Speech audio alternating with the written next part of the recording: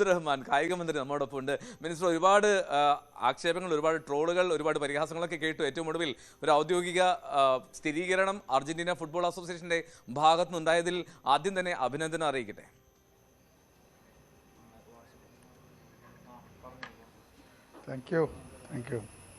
Okay, അപ്പോൾ നമ്മൾ കേൾക്കുന്നുണ്ട്. അതായത് ഞാൻ ചോദിക്കുന്നത്, നമ്മളെന്താണെങ്കിലും ഈ 10 മുതൽ 18 വരെയാണ് ഫിഫ വിൻഡോ ഉള്ളത്. ഇപ്പോൾ നേരത്തെ താങ്കൾ വ്യക്തമാക്കി. എന്നാൽ അതിൽ കൂടുതൽ അർജന്റീന ഫുട്ബോൾ അസോസിയേഷന്റെ ഈ വരവിനെ നമ്മൾ എങ്ങനെയൊക്കെ കൊണ്ടാടാനാണ് ആഗ്രഹിക്കുന്നത്? നമ്മൾ കാരണം കൊണ്ടാടുക എന്ന് പറഞ്ഞാൽ അത്രമാത്രം ഒരു മാമാങ്കമാക്കി മാറ്റേണ്ടതുണ്ടല്ലോ കേരളത്തിന്.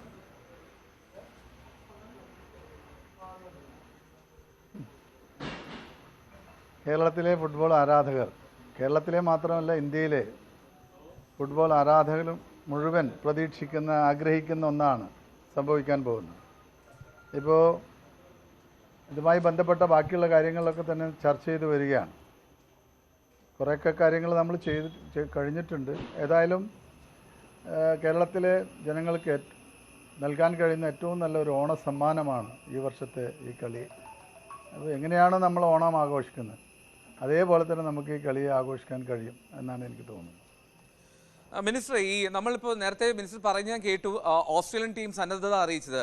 മറ്റ് സാധ്യതകൾ പരിശോധിക്കുന്നുണ്ടോ വേറെ ടീമുകളുടെ? നമ്മളൊരു ബാക്കപ്പ് ടീമിനെ കൂടി ആലോചിക്കേണ്ടേ? അപ്പോൾ അത്തരത്തിൽ ചർച്ചകൾ പുരോഗമിക്കുന്നില്ലേ? അതിന്റെ വിവരങ്ങൾ പങ്കുവെക്കാൻ കഴിയുമോ ആരാധകർക്ക് വേണ്ടി?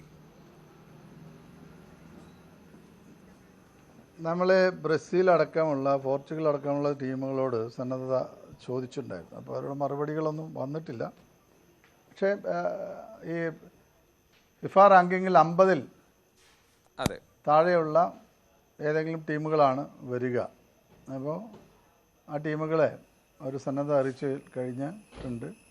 അതിൽ നല്ല 1-2 ടീമിനെ നമ്മൾ സെലക്ട് ചെയ്യും. അതായിരിക്കും കളിക്കുക. മറ്റൊരു കാര്യം, ഒരു ആശങ്കകൾക്കും ഇതിനിടയൊന്നുമില്ല.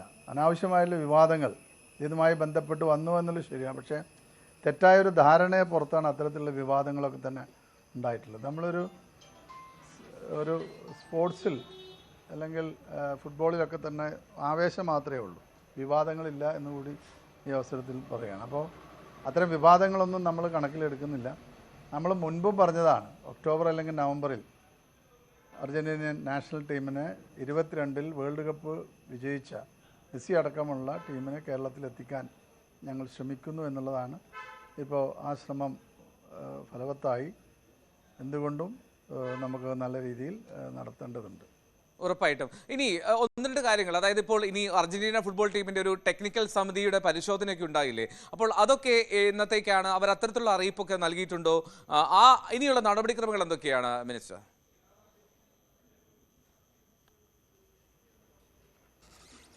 വരട്ടെ, നമ്മൾ ഗ്രൗണ്ടും കാര്യങ്ങളൊക്കെ തന്നെ മുമ്പും നമ്മൾ വേൾഡ് കപ്പ്, ഫിഫ റാങ്കിങ്ങിലെ വേൾഡ് കപ്പ് മുമ്പ് 2015-ൽ തിരുവനന്തപുരത്ത് നടത്തിയിട്ടുണ്ടല്ലോ.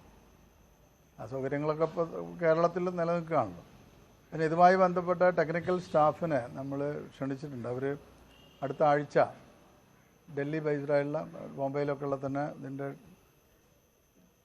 എഫേർട്സ്, ഏറ്റവും നല്ല എഫേർട്ട് നമ്മളിത് എടുത്തിട്ടുണ്ടല്ലോ. അപ്പോൾ വിദഗ്ധർ വരട്ടെ, അവർ അത് നോക്കി പറയട്ടെ. ഓക്കെ, അതിൽ മറ്റൊരു പ്രധാനപ്പെട്ട കാര്യം, ഇപ്പോൾ നമുക്കറിയാവുന്ന പോലെ ഈ കാര്യവട്ടം ഗ്രീൻഫീൽഡ് സ്റ്റേഡിയം തന്നെയാണല്ലോ നമ്മുടെ മനസ്സിൽ. നമുക്ക് ചെയ്യാം. അതെ, ഗ്രീൻഫീൽഡ് സ്റ്റേഡിയം തന്നെയാണല്ലോ നമ്മുടെ മനസ്സിൽ. അപ്പോൾ അവിടെ ഇത്രയും നാളായിട്ട് ക്രിക്കറ്റ് മത്സരങ്ങളാണ് നടക്കുന്നത്. ഇപ്പോഴും മത്സരം നടക്കുകയാണ്, അറിയാവുന്ന പോലെ KCL നടക്കുകയാണല്ലോ.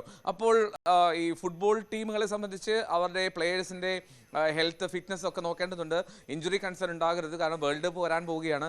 അപ്പോൾ ക്രിക്കറ്റ് പിച്ചാവുമ്പോൾ അല്പം ഹാർഡായിരിക്കും സെൻറ്റർ സർഫസ്. അപ്പോൾ ഇതൊക്കെ മാറ്റിയെടുക്കേണ്ട ഒരു സ്വാഭാവിക സമയമില്ല. അപ്പോൾ ഒരു വലിയൊരു കടമ്പ മുന്നിലില്ലേ ഈ സംഘാടനത്തിൽ? അല്ല അങ്ങനെയൊന്നും തെറ്റായ ധാരണ വേണ്ട. അതൊക്കെ തന്നെ നമുക്ക് പെട്ടെന്ന് ചെയ്യാവുന്നതാണ്. ഇത് ധാരാളം സ്ഥലങ്ങൾ ഇത്തരത്തിലുള്ള മാറ്റങ്ങൾ ചെയ്യാറുണ്ട്. അപ്പോൾ അതെല്ലാം തന്നെ ശ്രദ്ധിച്ച് അതിൻ്റെ ഏറ്റവും വിദഗ്ധരായ ആളുകൾ തന്നെയാണ് അതിന് നമ്മൾ കൊണ്ടുവരാൻ ശ്രമിക്കുന്നത്. അവർ നല്ല രീതിയിൽ തന്നെ പരിശോധിച്ച് ചെയ്തോളും. മറ്റു പ്രശ്നങ്ങളൊന്നും ഉണ്ടാവില്ല. പിന്നെ ഈ ക്രിക്കറ്റ് വെച്ച് നല്ല അത്രയും വലിയ ഗ്രൗണ്ട് നമുക്ക് ആവശ്യമില്ലല്ലോ.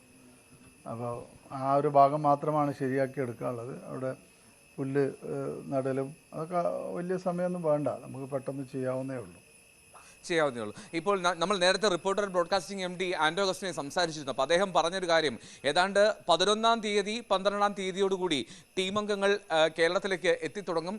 ഏതാണ്ട് 5 ദിവസമെങ്കിലും കേരളത്തിൽ ഉണ്ടാകുമെന്നാണ് അദ്ദേഹം ന്യൂസ് 18നോട് പറഞ്ഞത്. അപ്പോൾ ഈ 5 ദിവസത്തെ ഒരു പദ്ധതി എന്തായിരിക്കും? നമ്മൾ മറ്റ് ഈ ഒരു അർജന്റീന വേഴ്സസ് ഓപ്പോസിറ്റ് ടീം മത്സരത്തിനും അപ്പുറത്തേക്ക് വേറെ എന്തെങ്കിലും പ്ലാനുകൾ ഉണ്ടോ സർക്കാരിൻ്റെയോ കായിക വകുപ്പിൻ്റെയോ മനസ്സിൽ?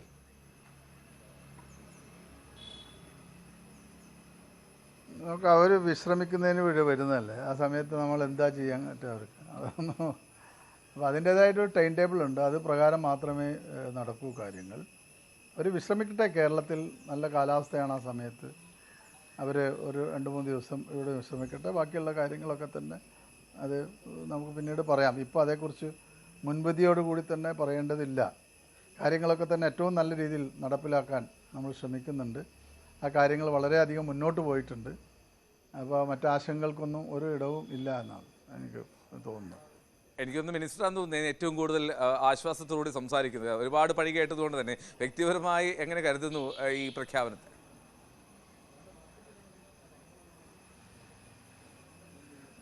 സ്പോർട്സ് മാൻ സ്പിരിറ്റ് എന്ന് ഞാൻ പറഞ്ഞല്ലോ, അത് തന്നെ. അങ്ങനെ കണ്ടാൽ മതിയായിരുന്നു, മറ്റൊരു കാര്യത്തിലേക്കൊന്നും പോകണ്ട. Okay, thank you minister. ഒരുപാട് സന്തോഷം ന്യൂസ് 18മായി വിവരങ്ങൾ പങ്കുവച്ചതിന്. ശ്രീ അബ്ദുറഹ്മാൻ കായിക മന്ത്രി സൂചിപ്പിച്ചതുപോലെ തന്നെ അർജന്റീന ടീം കേരളത്തിലേക്ക് എത്തുമ്പോൾ അതിൽ കേരളം കൂടി ആസ്വദിക്കട്ടെ എന്ന് നമുക്ക് കരുതാം. കേരളത്തിലെ ഫുട്ബോൾ ആരാധകർക്ക് ആ സാമീപ്യം തന്നെ വലിയൊരു സന്തോഷവും ആഹ്ലാദവുമായി മാത്രം നിലനിൽക്കട്ടെ. ശ്രീജ, തീർച്ചയായും ഈ സ്പോർട്സ്മാൻ സ്പിരിറ്റ് എന്ന് പറയുന്നത്, അല്ലെങ്കിൽ സ്പോർട്സ്മാൻ എന്ന് പറയുമ്പോൾ ജയിക്കുമ്പോൾ കൈയടി കിട്ടുകയും അല്പം താഴ്ന്നു നിൽക്കുമ്പോൾ ഒരുപാട് കല്ലേറ് കിട്ടുകയും ചെയ്യുന്ന ഒരു കാര്യമാണ്. അപ്പോൾ അങ്ങനെ കുറേ കല്ലേറൊക്കെ കൊണ്ടു, അല്ലെങ്കിൽ കുറേ ട്രോളുകളൊക്കെ ഏറ്റുവാങ്ങി അതിനൊക്കെ ഒടുവിൽ ഒരു സന്തോഷത്തിൻ്റെ പുഞ്ചിരിയാണ് മിനിസ്റ്ററുടെ മുഖത്തും റിപ്പോർട്ടർ TV MD ആൻഡോ അഗസ്റ്റിൻ്റെ മുഖത്തും ഒക്കെ ഉള്ളത്. എന്തായാലും അത് നമ്മൾ മലയാളികളെ സംബന്ധിച്ച് ഏറ്റവും സന്തോഷകരമായ ഒരു കാര്യത്തിനായിട്ടാണ്. നമുക്കറിയാം, ഈ അർജന്റീന എവിടെയാണോ ബ്രസീൽ എവിടെയാണെന്നൊന്നും അറിയാതെ അവരെ ജീവന് തുല്യം സ്നേഹിക്കുന്ന മനുഷ്യരുള്ള നാടാണ് നമ്മുടെ കേരളം. അപ്പോൾ അർജന്റീനിയൻ ടീമിന് ഇത്രയേറെ ആരാധകരുള്ള കേരളത്തിലേക്ക് അവർ എത്തുമ്പോൾ അത് സ്വാഭാവികമായും ഓണം കഴിഞ്ഞ ഉടൻ മറ്റൊരു വലിയ ഓണമാവും എന്ന കാര്യത്തിൽ സംശയം വേണ്ട, അല്ലേ എൽദോ? ഈ സംസാരമൊക്കെ കേൾക്കുമ്പോൾ ആ ഒരു ആശ്വാസം കൂടിയുണ്ട്. ഒരു സൈഡിൽ സന്തോഷമാണെങ്കിൽ മറ്റൊരു വശത്ത് അങ്ങനെ ഒരു അന്താരാഷ്ട്ര ടീമിനെ കേരളത്തിലേക്ക് എത്തിക്കാൻ കഴിയുന്നതിൻ്റെ ആശ്വാസം, അല്ലെങ്കിൽ നൽകിയ വാക്കുകൾ പാലിക്കാൻ കഴിയുന്നതിൻ്റെ ഒരു ആശ്വാസം. ഇത് നേരത്തെ ഞാൻ പറഞ്ഞതുപോലെ അർജന്റീന എവിടെയാണെന്ന് അറിയാതെ അർജന്റീനയെ സ്വന്തം വീട്ടുകാരെക്കാൾ കൂടുതൽ അർജന്റീനിയൻ ടീമിനെ സ്നേഹിക്കുന്ന മനുഷ്യന്മാരുണ്ട്. ഇത് നമ്മുടെ കേരളത്തിലെ സ്പോർട്സ് ഇക്കോ സിസ്റ്റത്തിന് കൊടുക്കാൻ പോകുന്ന ഒരു ഊർജം എങ്ങനെയായിരിക്കും? അത് നമുക്കറിയാവുന്ന പോലെ കേരളത്തിൽ ഒരുപാട് ഫുട്ബോൾ ആരാധകരുണ്ട്. പക്ഷേ അപ്പോഴും കേരളത്തിലെ ഫുട്ബോൾ മത്സരങ്ങളെക്കാൾ കൂടുതൽ എപ്പോഴും തിങ്ങി നിറയുന്ന വേദികൾ ക്രിക്കറ്റ് മത്സരങ്ങളാണ്. നമുക്ക് അറിയാം, പഴയ മത്സരങ്ങളൊക്കെ ഇപ്പോൾ കൊച്ചി കലൂർ ജവഹർലാൽ നെഹ്റു സ്റ്റേഡിയത്തിൽ നടന്ന മത്സരങ്ങളിലൊക്കെ ബൗണ്ടറി ലൈനിന് വരെ ആളുകൾ ഇരുന്നതൊക്കെ നമുക്കറിയാം. അതിൻ്റെ അപ്പുറത്തേക്ക് ഫുട്ബോളിന് ഒരു പുത്തൻ ഊർജ്ജം നൽകേണ്ട സമയം അതിക്രമിച്ചിരുന്നു കേരളത്തിൽ. ഇപ്പോൾ കേരളത്തിൻ്റെ ഔദ്യോഗിക ടീമുകൾ ഉണ്ടെങ്കിൽ പോലും, ക്ലബ്ബുകൾ ഉണ്ടെങ്കിൽ പോലും, എത്രമാത്രം ഗ്രാസ് റൂട്ട് ലെവലിൽ കേരളത്തിൽ ഫുട്ബോൾ വളരുന്നുണ്ട് എന്നുള്ളത് സംശയകരമാണ്. ഇപ്പോഴും അതിൻ്റെ ചർച്ചകൾ അത് വലിയ തോതിൽ മാറേണ്ട സമയമായിരുന്നു. ഒരു കാലഘട്ടത്തിൽ കേരളവും ഗോവയും ബംഗാളും ഒക്കെ ഫുട്ബോളിൻ്റെ ഈറ്റില്യങ്ങളായി കണക്കാക്കിയിരുന്നുവെങ്കിൽ കേരളം ആ ഘട്ടത്തിൽ നിന്ന് ഒരുപാട് പിന്നിലേക്കാണ് സഞ്ചരിച്ചത് എന്നാണ് നമുക്ക് പറയേണ്ടി വരിക. അപ്പോൾ അതിൽ നിന്നൊരു വലിയ മാറ്റം ഇതിലുണ്ടാകുമെന്നുള്ള കാര്യത്തിൽ തർക്കമില്ല. കാരണം ലയണൽ മെസ്സി എന്നുള്ള ഒറ്റ പേര് മതി. അതിൽ അർജന്റീന ടീമിലെ മറ്റുള്ളവരുണ്ടെങ്കിൽ, ലയണൽ സ്കലോണി എന്ന അമാന്ത്രികനായിട്ടുള്ള ഫുട്ബോൾ പരിശീലകനുണ്ടെങ്കിൽ, ഇവരൊക്കെ എത്തുമ്പോൾ കേരളത്തിന് ഒരു വല്ലാത്ത ഊർജ്ജം, വല്ലാത്ത ലഹരി ഫുട്ബോൾ നൽകും. പ്രത്യേകിച്ചും നവംബർ മാസമാണ്. നവംബർ മാസത്തിൽ വലിയ തോതിൽ കുട്ടികൾക്ക് പരീക്ഷയൊന്നും ഇല്ലാത്ത സമയമാണെന്ന് കരുതാം. അപ്പോൾ അങ്ങനെയുള്ള സമയം കൂടി ആവുമ്പോൾ ഒരുപാട് പേർ ഈ ടീമംഗങ്ങളെ കാണാനും അർജന്റീന ഫുട്ബോൾ മത്സരം ആസ്വദിക്കുക എന്നതിനപ്പുറം അവരെ നേരിട്ട് കാണുക എന്നുള്ള ആ അനുഭൂതിയായിരിക്കും ആഗ്രഹിക്കുക. കാരണം നമുക്ക് കരുതാൻ കഴിയില്ല ഒരു അരമണിക്കൂറിൽ കൂടുതലൊന്നും ലയണൽ മെസ്സി ഗ്രൗണ്ടിൽ കളിക്കാൻ ഇറങ്ങുമെന്ന്. കാരണം ഇതൊരു രാജ്യാന്തര സൗഹൃദ മത്സരം മാത്രമാണ്. സൗഹൃദ മത്സരത്തിൽ അങ്ങനെയാണ് അദ്ദേഹത്തിൻ്റെ ഒരു സാധാരണ രീതിയും. കാരണം നമുക്ക് അതിൽ കൂടുതൽ ആവശ്യപ്പെടാനും കഴിയില്ല. ലയണൽ മെസ്സി ഇറങ്ങുന്ന 1 മിനിറ്റെങ്കിൽ 1 മിനിറ്റ് മതി എന്ന് ആഗ്രഹിക്കുന്നവരായിരിക്കും മലയാളികൾ. അത്രമാത്രം ലയണൽ മെസ്സിയെ നെഞ്ചോട് ചേർക്കുന്നവരാണ്. അത് ബ്രസീൽ ഫാൻസ് ആയിക്കോട്ടെ, പോർച്ചുഗൽ ഫാൻസ് ആയിക്കോട്ടെ, അല്ലെങ്കിൽ ഫ്രഞ്ച് ടീമിൻ്റെ ഫാൻസ് ആയിക്കോട്ടെ, ഇവർക്ക് എല്ലാവർക്കും ലയണൽ മെസ്സി എന്നാൽ ഒരേ വികാരമായി മാറുന്ന ദിവസങ്ങളിലേക്കാണ് കാണാൻ പോകുന്നത്. 2012 ഇന്ത്യയിലെത്തിയ ലയണൽ മെസ്സി വീണ്ടും എത്തുമ്പോൾ അത് കേരളത്തിലേക്കാണ്, നമ്മുടെ മണ്ണിലേക്കാണ് എത്തുന്നത് എന്ന് തന്നെ നമുക്ക് ഓർത്തിരിക്കാം. കാരണം ലയണൽ മെസ്സി പന്ത് കേരളത്തിൽ തട്ടിയ സമയത്ത് ഞാനും ഉണ്ടായിരുന്നു എന്ന് പറയാനായിരിക്കും ഒരു പക്ഷേ നമ്മളൊക്കെ ആഗ്രഹിക്കുന്നത് എന്ന് തോന്നുന്നു.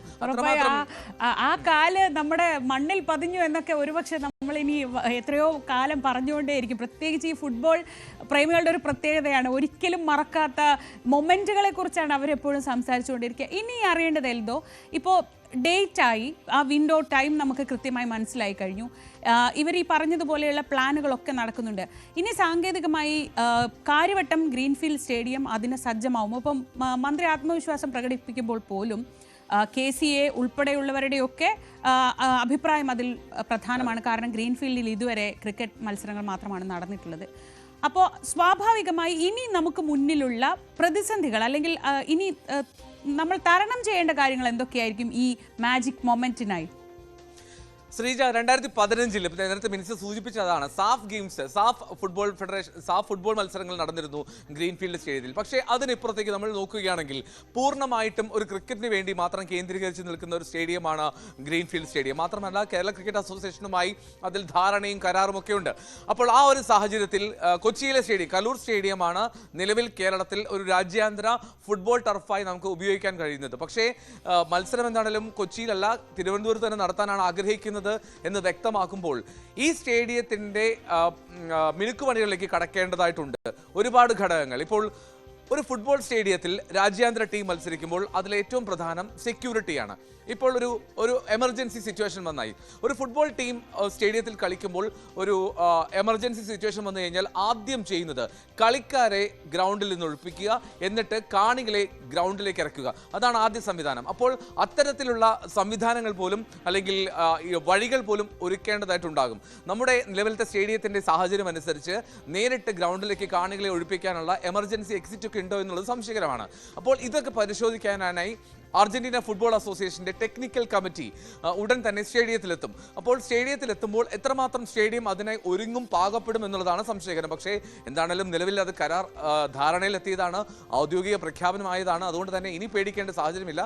എങ്കിൽ പോലും വളരെ തിടുക്കത്തിൽ, വളരെ പണിപ്പെട്ട്, വളരെ പ്രയത്നം കൊണ്ട് മാത്രമേ ഈ നവംബറിലേക്ക് ഈ മത്സരങ്ങൾക്കായി സജ്ജീകരിക്കാൻ കഴിയൂ എന്നുള്ളതാണ് ഉറപ്പായിട്ടും പറയേണ്ടത്. KCL മത്സരങ്ങൾ നടക്കുന്നു, അതിന്റെ ഫൈനൽ വരാൻ പോകുന്നതേ ഉള്ളൂ. ഈ സാഹചര്യങ്ങളൊക്കെ നിലനിൽക്കുമ്പോൾ പോലും സ്പോൺസർമാർ ആത്മവിശ്വാസത്തിലാണ്. ഇപ്പോൾ തൊട്ടു മുമ്പ് സംസാരിച്ചപ്പോൾ ശ്രീ ആൻഡോ അഗസ്റ്റിനും അതിനുശേഷം കായിക മന്ത്രി V അബ്ദുറഹ്മാനും രണ്ടുപേരും ആത്മവിശ്വാസത്തിലാണ്. ഏറ്റവും മികച്ച ഇത്തരത്തിൽ പ്രവർത്തി ചെയ്യുന്ന ആളുകളെ ഏൽപ്പിച്ച് അത് ദ്രുതഗതിയിൽ പൂർത്തീകരിക്കും എന്നുള്ളതാണ് അവർ വ്യക്തമാക്കുന്നത്. ആ പ്രതീക്ഷയിൽ തന്നെയാണ് നമ്മളുള്ളത്. ഇനി കലൂർ സ്റ്റേഡിയത്തിൽ നമ്മൾ കാണുന്ന കുറേ പ്രശ്നങ്ങളുണ്ട്. രാജ്യാന്തര ഫുട്ബോൾ അസോസിയേഷന്റെ റെഗുലേഷൻസിന് വിരുദ്ധമായി സ്റ്റേഡിയത്തിന് ചുറ്റും ഹോട്ടലുകളുണ്ട്, അതിൽ ഗ്യാസ് സിലിണ്ടറുകൾ ഉപയോഗിക്കുന്നുണ്ട്. അപ്പോൾ ഇത്തരം സാഹചര്യങ്ങൾ ഇവിടെയില്ല എന്നുള്ളത് ആശ്വാസകരമാണ്. കാര്യവട്ടം ഗ്രീൻഫീൽഡ് സ്റ്റേഡിയത്തിൽ അത്തരം ഷോപ്പിംഗ് കോംപ്ലക്സുകൾ ഇല്ലാത്തതുകൊണ്ട് തന്നെ അത്തരത്തിലൊരു സുരക്ഷാ ആശങ്കയോ പാളിച്ചയോ ഉണ്ടായില്ല. അതിനുമപ്പുറത്തേക്ക് നമുക്ക് മറ്റ് ഗ്രൗണ്ടിലെ ഫെസിലിറ്റീസിലായിരിക്കും കൂടുതൽ ശ്രദ്ധ കേന്ദ്രീകരിക്കേണ്ടി വരിക. ഇനി അർജന്റീന ഫുട്ബോൾ അസോസിയേഷൻ ടീം കളിക്കുമ്പോൾ നമ്മൾക്ക് പ്രധാനമായും നിലവിലെ ഗാലറി സംവിധാനം അത് ഒരു ക്രിക്കറ്റ് വ്യൂ ആണ് പ്രധാനമായും. അതിനും അപ്പുറത്തേക്ക് കുറച്ചുകൂടി ക്ലോസ് ആയിട്ട് ആ സ്റ്റേഡിയം കൂട്ടി നിർമ്മിക്കേണ്ടി വരും, ചേർത്ത് നിർമ്മിക്കേണ്ടി വരും. അതിൽ VIP ലോഞ്ചുകൾ സൃഷ്ടിക്കേണ്ടി വരും, AC ലോഞ്ചുകൾ ഒരുപാട് സൃഷ്ടിക്കേണ്ടി വരും. അപ്പോൾ ഇത്തരം നിർമ്മാണ പ്രവർത്തനങ്ങളൊക്കെയാണ് അവിടെ നടക്കേണ്ടത്. ഏതാണ്ട് ഒരു 10-30 ദിവസം അവിടെ കിട്ടും എന്നുള്ള പ്രതീക്ഷയാണുള്ളത്. ആ ദിവസത്തിൽ ഇതൊക്കെ പൂർത്തീകരിക്കുക, സജ്ജീകരിക്കുക എന്നുള്ളതാണ് ഏറ്റവും പ്രധാനപ്പെട്ട കാര്യം. അത് നടന്നാൽ ഒരുപക്ഷേ ലോകം കേരളത്തിലേക്ക്, തിരുവനന്തപുരത്തേക്ക് ഉറ്റുനോക്കും. കാരണം കളിക്കുന്നത് ലയണൽ മെസ്സിയാണ്, അർജന്റീന ടീമാണ്. എതിരാളികൾ ആരുമായിക്കോട്ടെ, അർജന്റീന ടീം എവിടെ പന്ത് തട്ടിയാലും അതിലേക്ക് ഉറ്റുനോക്കുന്ന ഒരു ലോകമുണ്ട്, ഒരു ഫുട്ബോൾ ലോകമുണ്ട്. അതുകൊണ്ട് തന്നെ കാര്യവട്ടത്ത് ഇനി മെസ്സി വട്ടമായിരിക്കും നവംബറിൽ. കാര്യവട്ടം ഗ്രീൻഫീൽഡ് സ്റ്റേഡിയത്തിന് ഏറ്റവും അടുത്തുള്ള ഓഫീസ് നമ്മുടേതാണ് എന്നൊരു സന്തോഷം നമുക്കും കൂടി ഉണ്ടാവും. എന്തായാലും മലയാളികൾ മുഴുവൻ കാത്തിരിക്കുകയാണ്. നവംബറിൽ മെസ്സിയും സംഘവും കേരളത്തിലേക്ക് എത്തുമ്പോൾ മെസ്സിയുടെ കാൽ പതിഞ്ഞു എന്ന അഭിമാനത്തോടെ പറയാൻ വേണ്ടി കേരളത്തിലെ ഫുട്ബോൾ ആരാധകർ കാത്തിരിക്കും. നമുക്കും ആ ആവേശത്തിൽ, ആ സന്തോഷത്തിൽ പങ്കുചേരാം. ഇനി സാങ്കേതികമായ ചില കാര്യങ്ങൾ കൂടിയേ അക്കാര്യത്തിൽ അറിയാനുള്ളൂ. എൽദോ പോൾ പുതുശ്ശേരിയാണ് വിശദമായ വിവരങ്ങൾ നൽകിയത്. ഒപ്പം നമ്മളോട് പ്രതികരിച്ച എല്ലാവർക്കും നന്ദി. മറ്റു വാർത്തകളിലേക്ക് വരാം ഇടവേളയ്ക്ക് ശേഷം.